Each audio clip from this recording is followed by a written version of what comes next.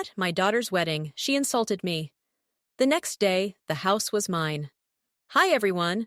Before we get into today's video, I need your help. We've noticed that the channel's reach has been dropping a bit, and one of the best ways you can support us is by subscribing.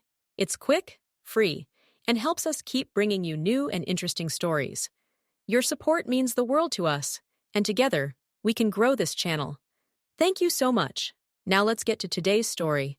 I'm writing from a temporary account for obvious reasons, and I've changed some details to protect my anonymity. The ballroom glittered with 1,000 tiny lights, reflected in crystal glasses and polished silverware.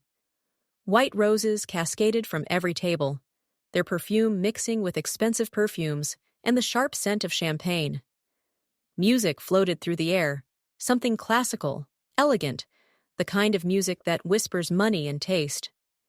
Guests in designer dresses and tailored suits clustered in groups, laughing, talking, celebrating. My daughter's wedding day. I stood near the back of the room, holding a glass of champagne I hadn't touched, watching Emily dance with her new husband, Marcus.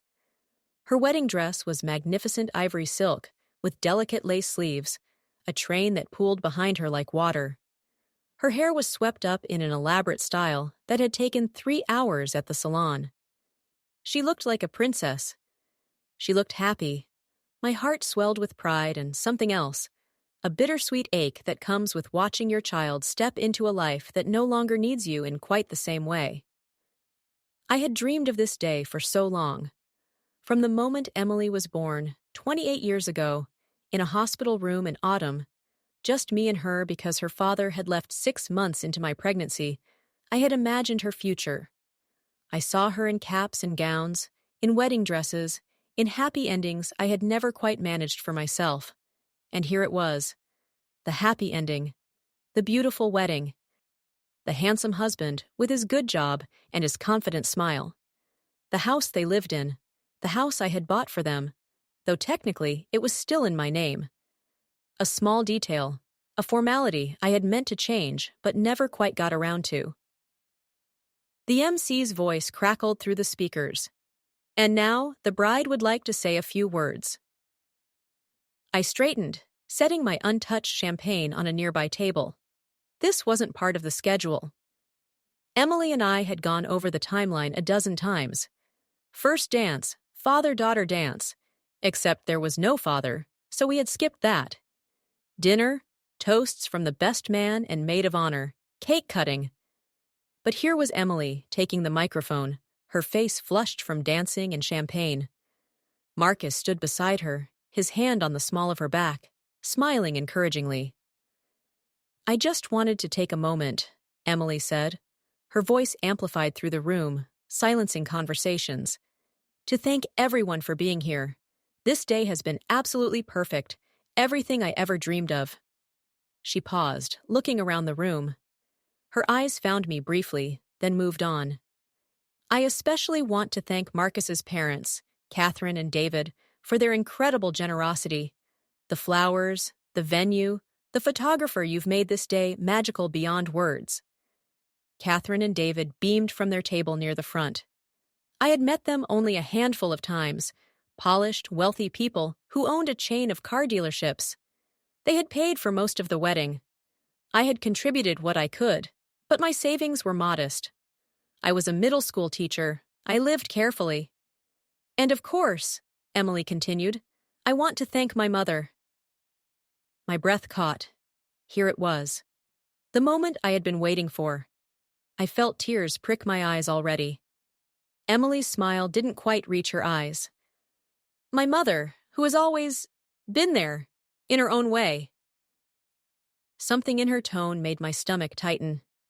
She taught me a lot about what I didn't want my life to be like, Emily said, and a few people laughed uncertainly, not sure if this was a joke. She taught me that sometimes love isn't enough, that you need ambition, you need drive, you need to want more than just getting by. The room was very quiet now. I felt heat creeping up my neck. I watched her struggle my whole life, Emily said, her voice growing stronger, clearer. Living paycheck to paycheck, settling for less, always making excuses. And I promised myself I would be different. I would marry well. I would have the life she never could. Someone coughed. Marcus's hand had dropped from Emily's back. His smile looked frozen. "So thank you, Mom," Emily said, looking directly at me now. "Thank you for showing me exactly who I didn't want to become. Thank you for being a cautionary tale." The words hit me like physical blows. I stood there, frozen, while the room held its collective breath. A few people were looking at me now with expressions ranging from pity to horror to uncomfortable amusement.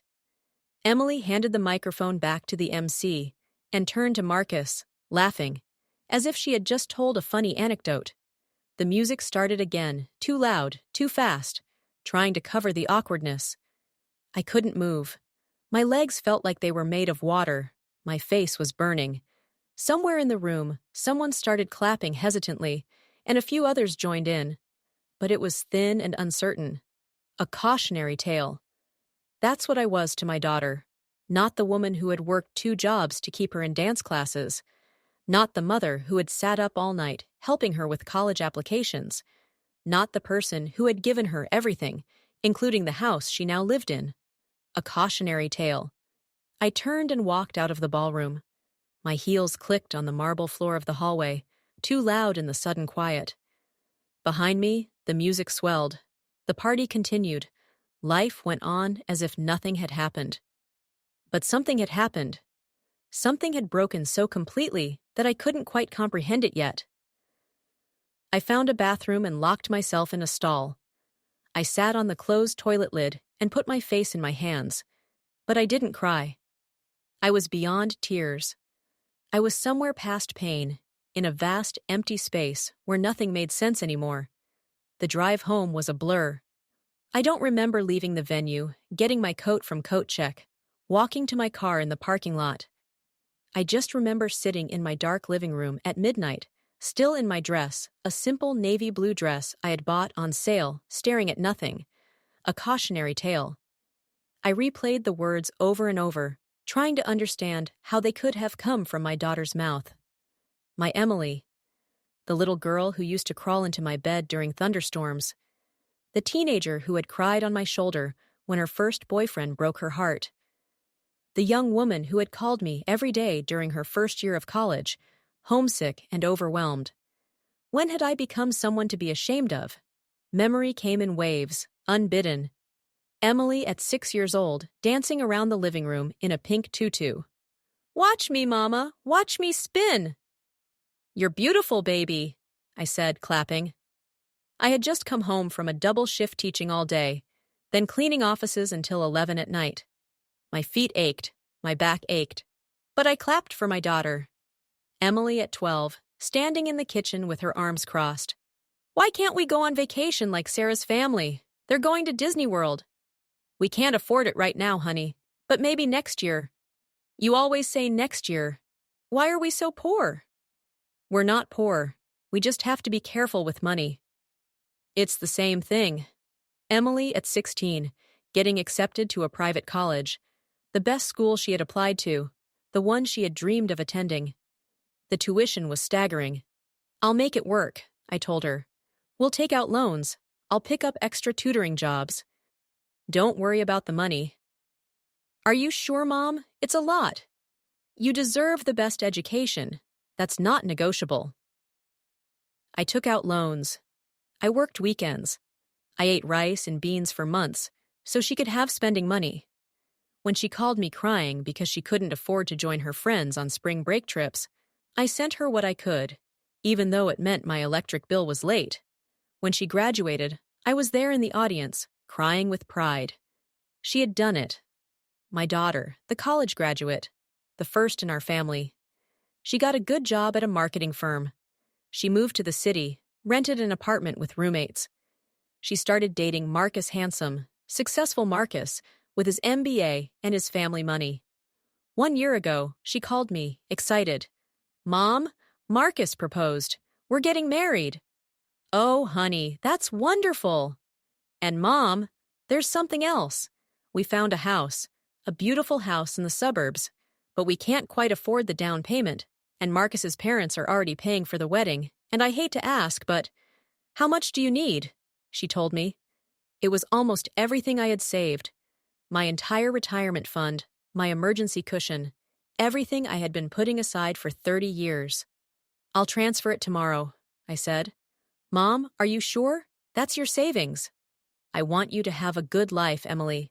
I want you to have everything I never had. So I gave her the money. And I bought the house, put it in my name, because her credit wasn't quite good enough yet, and we agreed we'd transfer it to her name after a year or two, once she and Marcus were settled. Sitting in my dark living room at midnight, I understood something I hadn't wanted to see before. I hadn't been building a future for my daughter. I had been trying to buy her love. And apparently, it hadn't been enough. I didn't sleep that night. I sat in my armchair by the window, watching the sky gradually lighten from black to gray to pale blue. Birds started singing. The street outside came alive with morning sounds, cars starting, dogs barking, someone's sprinkler system turning on. My phone buzzed several times throughout the night. I didn't look at it. At 7 a.m, I made coffee. My hands were steady.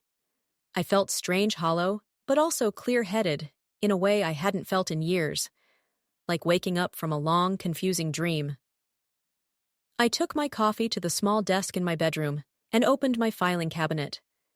It took me 20 minutes to find what I was looking for. The purchase agreement for Emily's house, my name on the deed, my signature, the mortgage in my name, though Emily and Marcus had been making the monthly payments. Legally, the house was mine. I had meant to transfer it. I had even started the paperwork once 6 months ago. But then Emily had called, stressed about wedding planning, and I had put it off. Then the holidays had come. Then wedding preparations had intensified, and I had simply forgotten. Or maybe I hadn't forgotten. Maybe some part of me had known to wait. I sat there for a long time, holding the documents, thinking about what they meant. My daughter had humiliated me in front of 100 people. She had reduced my entire life, every sacrifice, every late night, every missed opportunity, to a cautionary tale. A story of failure. A warning of what not to become. And the house she lived in, the house where she had probably taken Marcus last night, after their wedding, the house she believed was her foundation for the future, that house was mine. I could take it back. The thought came quietly, without drama. I could take it back. I could ask them to leave. I could sell it, or live in it myself, or leave it empty. I could do whatever I wanted, because legally it belonged to me. My phone buzzed again. I picked it up and saw 17 missed calls. 10 from Emily, 3 from Marcus, 4 from Emily's maid of honor, Jessica. There were texts, too. Emily. Mom, I need to talk to you. Emily. I know you're upset, but can we please talk? Emily. You're being ridiculous. Call me back. Marcus. Patricia, we need to discuss what happened. Please call. Jessica. Hey, Patricia, Emily is really upset.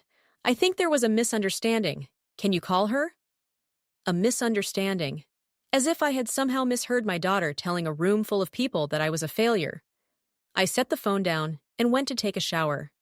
The hot water felt good on my stiff neck and shoulders.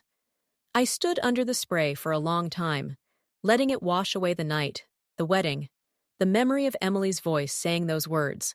When I got out, I dressed carefully. Not the casual clothes I usually wore on Sundays, but nice slacks and a blouse. I did my makeup. I looked in the mirror and saw a 54-year-old woman who had spent 30 years disappearing into motherhood and was only now starting to reappear. I picked up my phone and dialed. Mom! Emily answered on the first ring.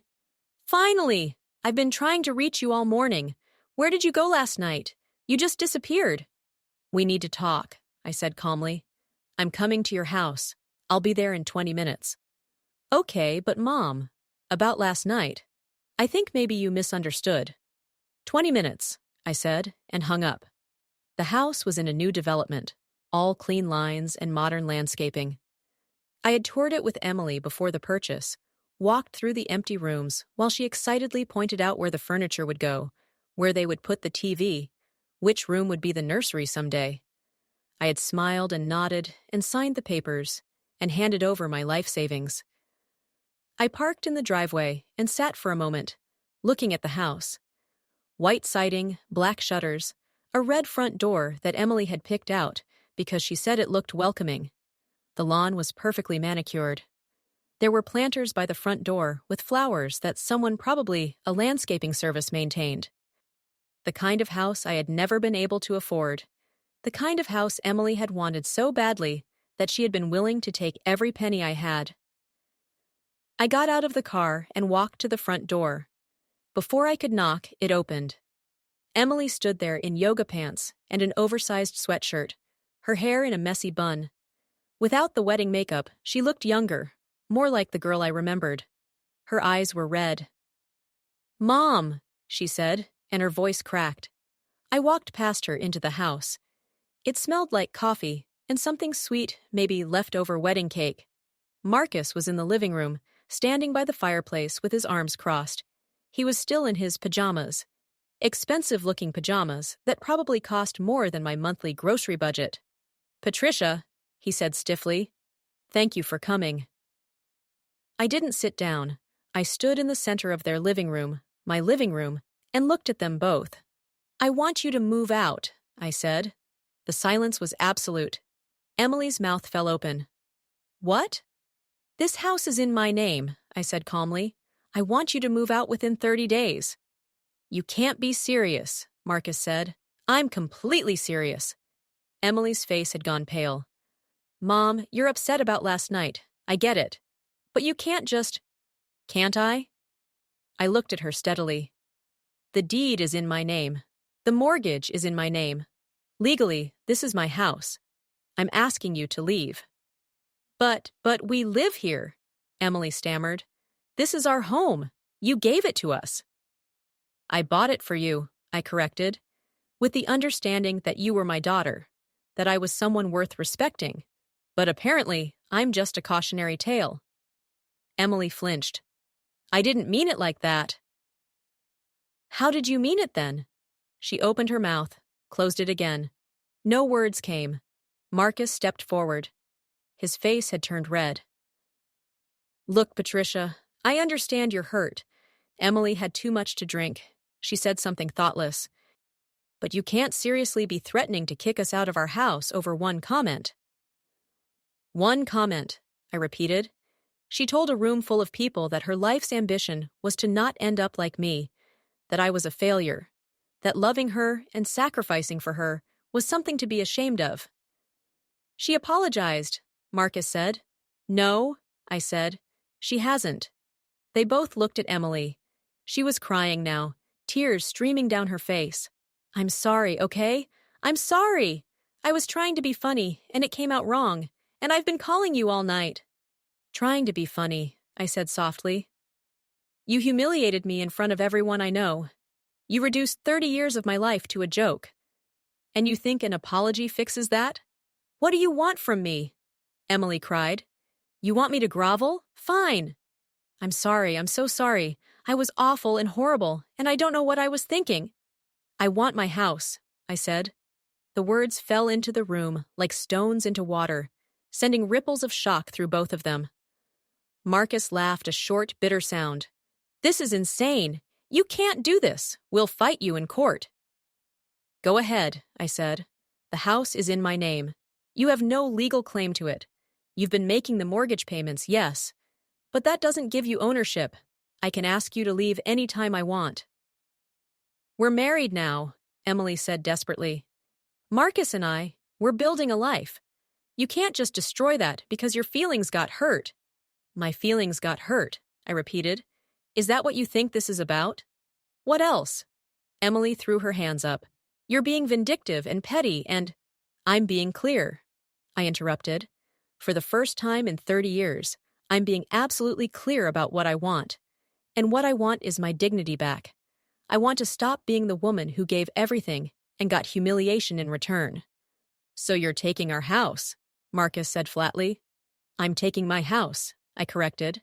"You can stay in a hotel while you look for a new place." "I'll give you 30 days. That's more than generous." Emily was sobbing now, her face buried in her hands. I can't believe you're doing this. You're my mother. Mothers don't do this. Mothers also don't get called cautionary tales at their daughters' weddings, I said. But here we are. I walked to the door, then paused and looked back at them. Emily was sitting on the couch now, crying into Marcus's shoulder. He was staring at me with pure hatred. I gave you everything, I said quietly. My time, my money, my youth, my dreams. I worked myself to exhaustion so you could have dance classes and college and this house. And last night, you told me it meant nothing. You told me I meant nothing. That's not what I said, Emily choked out. It's what I heard, I said. 30 days. I left, closing the red door behind me. The calls and texts started within an hour. Emily, crying, begging, apologizing. Marcus, angry, threatening lawyers. Jessica, the maid of honor, trying to mediate. Catherine, Marcus's mother, calling me cruel and vindictive. I blocked them all. I spent the afternoon with a lawyer, a brisk woman named Susan, who listened to my story without judgment. The house is yours, she confirmed. You have every legal right to reclaim it. Given that they're month-to-month tenants, you never signed a lease with them, you can ask them to leave with 30 days' notice. And if they refuse, then we start eviction proceedings. It won't come to that. They're not stupid. That night, alone in my small apartment, I made soup and sat by the window, watching the sunset. My phone was silent now. I had blocked everyone. I felt strange. Not happy exactly, but not unhappy either. Just clear. Like someone had wiped a foggy mirror, and I could finally see my own reflection. Memory came in fragments over the following days. Emily at 8, bringing me a card she had made at school. You're the best mom ever, it said in crayon. I had cried reading it, touched by her innocent certainty. When had that certainty turned to contempt? Emily at 15, screaming at me during an argument. I hate you.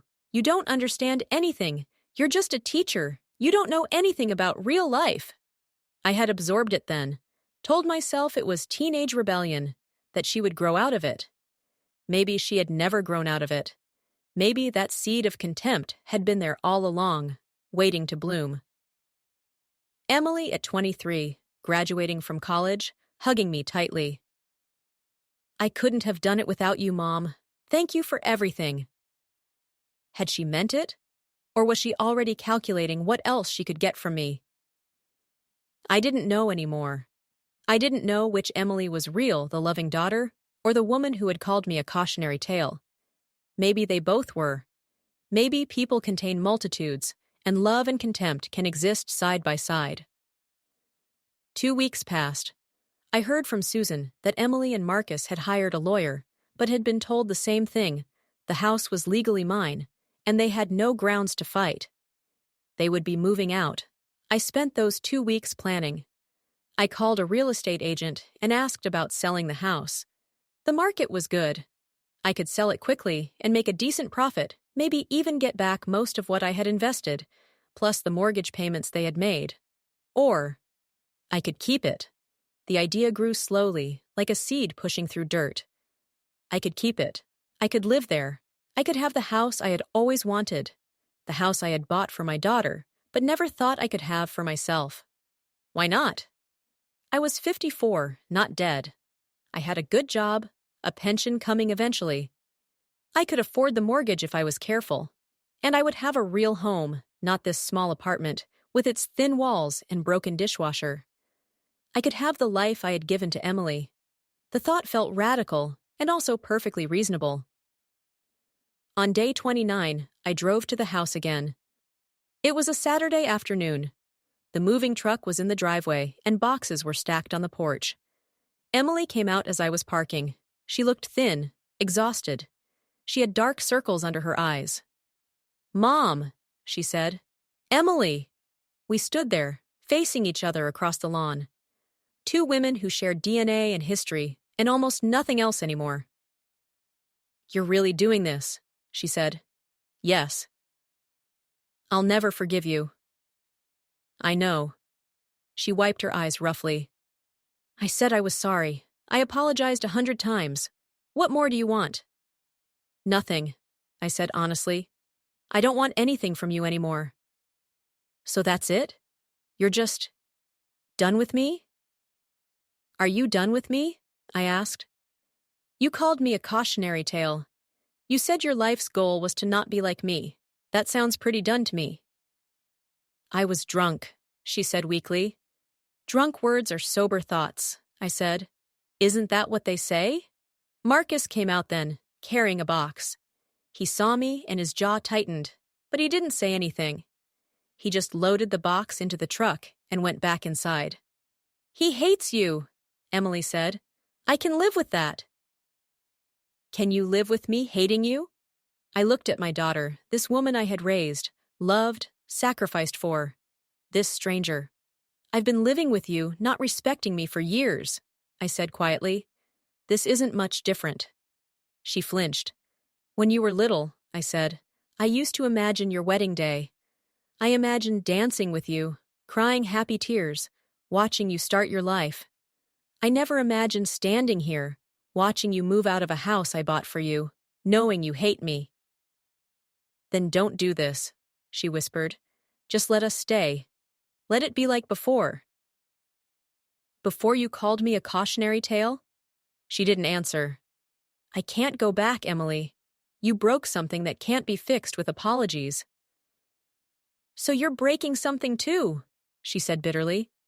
Taking our house, destroying our life. Your life will be fine, I said. Marcus's parents have money. You'll find another house. You'll be okay.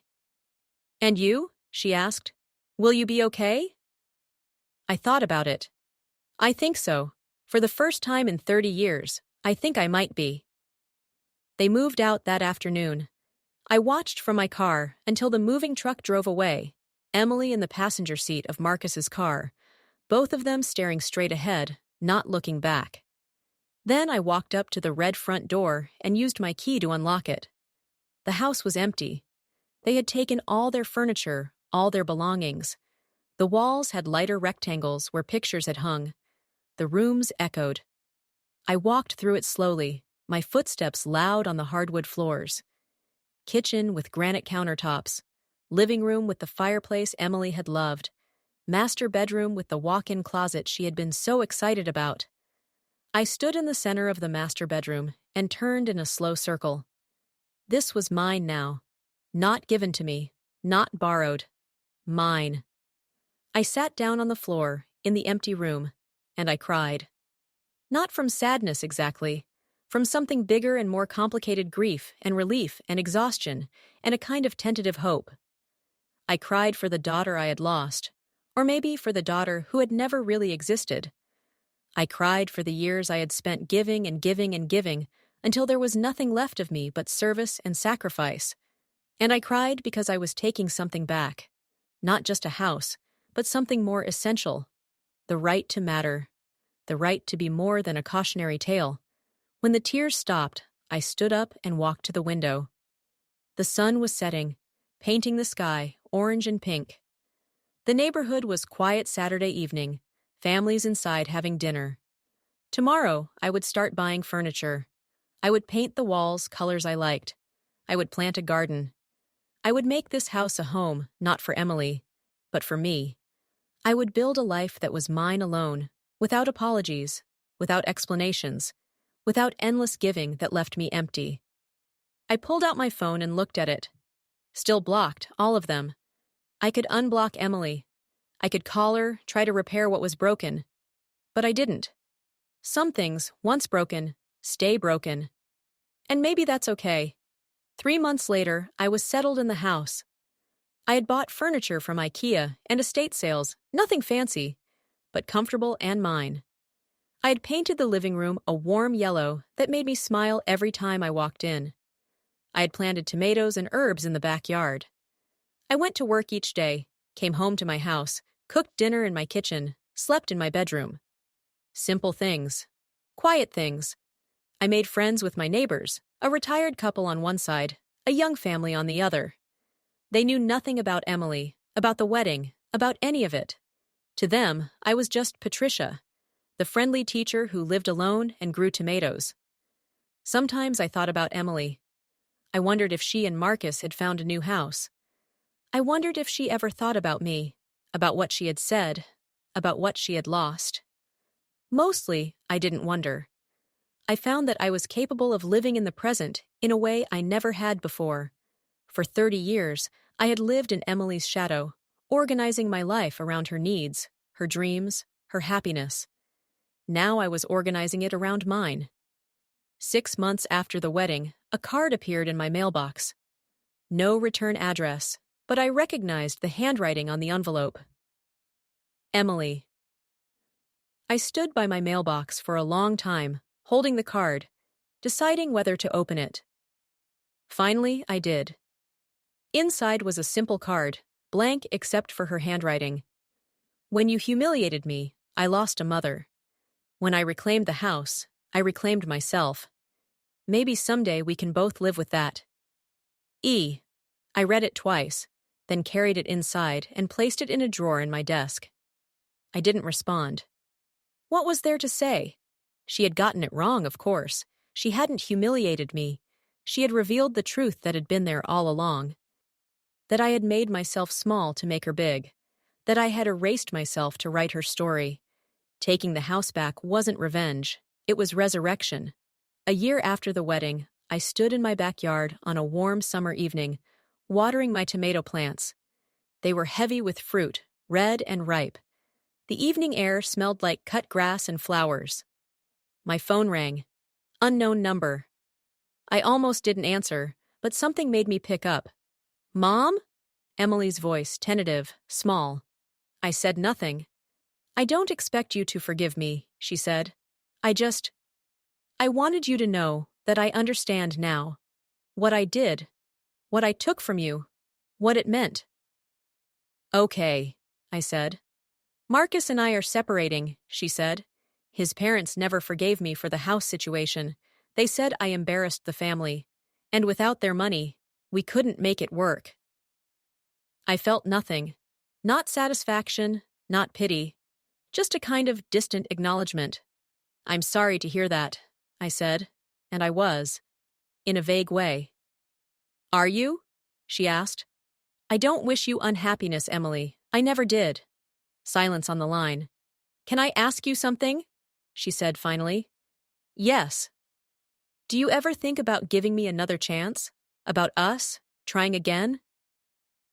I looked at my tomato plants, at my garden, at the house behind me, with its yellow living room and comfortable furniture and quiet, peaceful rooms.